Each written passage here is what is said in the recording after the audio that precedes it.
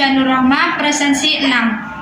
Hai, perkenalkan nama saya Dita Arfiani Murti, nomor presensi 9 dari kelas 11 OTKP 1. Saya Anissa Stefani, nomor presensi 5. Saya Destiny Tias, nomor presensi 7. Perkenalkan, nama saya Alia Hadi Zahra, nomor presensi 3.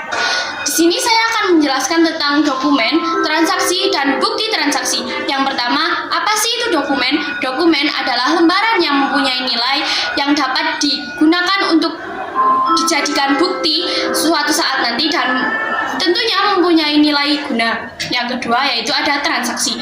Transaksi sendiri adalah aktivitas perusahaan yang dapat merubah posisi harta keuangan perusahaan seperti misalnya menjual, membeli, membayar, menggaji, dan sebagainya.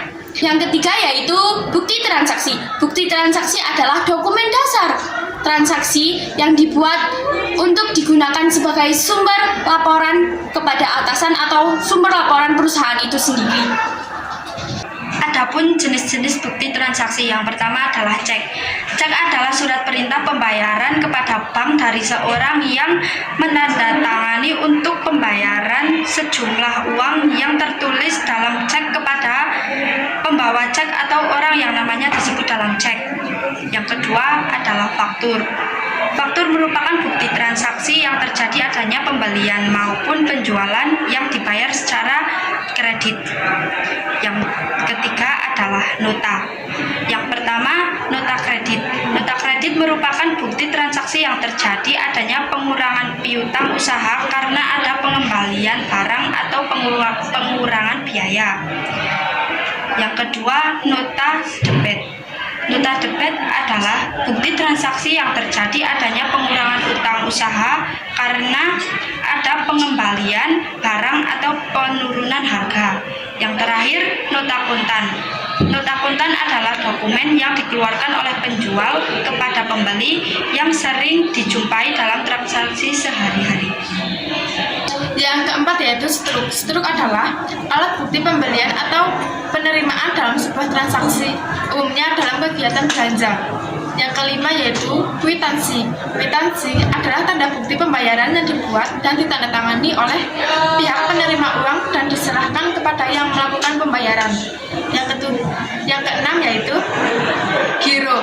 Bilet giro adalah penerbitan perintah pemindahan bukuan sejumlah nominal uang dari suatu rekening bank ke rekening bank yang lainnya yang berasal dari sesama bank maupun berbeda bank.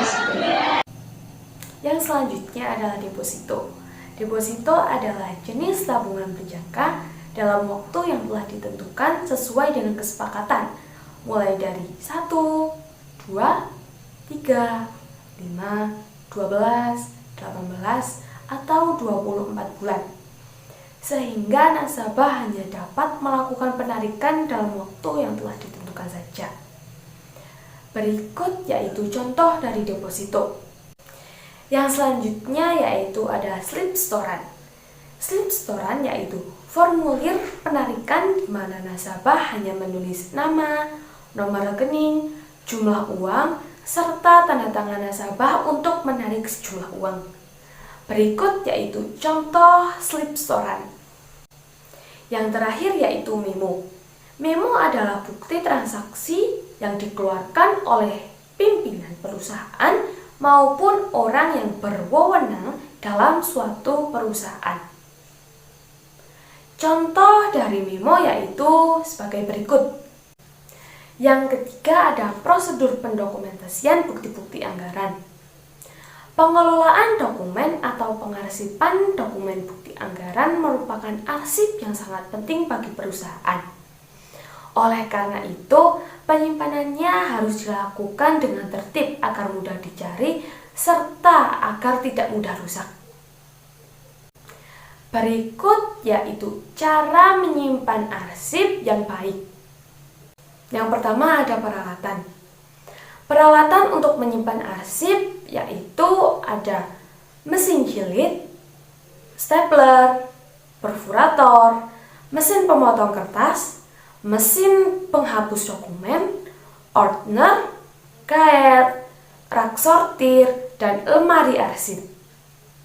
Selanjutnya ada teknik penyimpanan bukti transaksi. Yang pertama yaitu sistem abjad, yang kedua sistem tanggal, yang ketiga sistem nomor, dan yang keempat sistem wilayah. Berikutnya terdapat langkah-langkah untuk penyimpanan dokumen transaksi. Yang pertama, cek semua bukti transaksi. Yang kedua, kelompokkan bukti-bukti transaksi ke dalam kelompok ke bukti transaksi penerimaan dan pengeluaran. Yang ketiga, cobalah setiap bukti-bukti transaksi penerimaan dana kas kecil ke dalam bukti kas masuk. Selanjutnya, satukan buku kas masuk dengan bukti transaksi menggunakan stapler dengan posisi kas masuk di depan dan bukti transaksi penerimaan di belakang.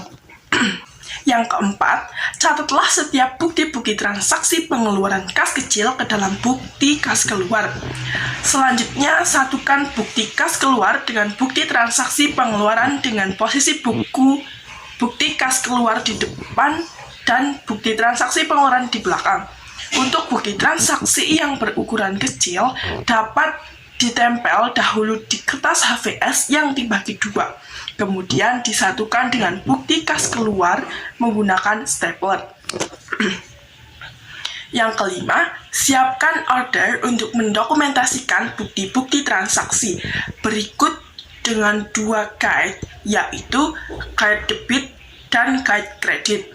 Yang keenam, tulis pada order nama bulan dan tahun sebagai judul.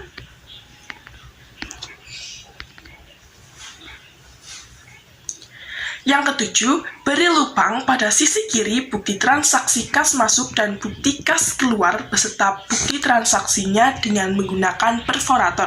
Yang kedelapan, masukkan dan susunlah bukti-bukti transaksi ke dalam order secara urutan tanggal atau kronologis dengan posisi transaksi yang lama di bawah dan transaksi terbaru di atas atau transaksi tanggal 1 di bawah dan transaksi tanggal 30 atau 31 di atas pada setiap bulannya.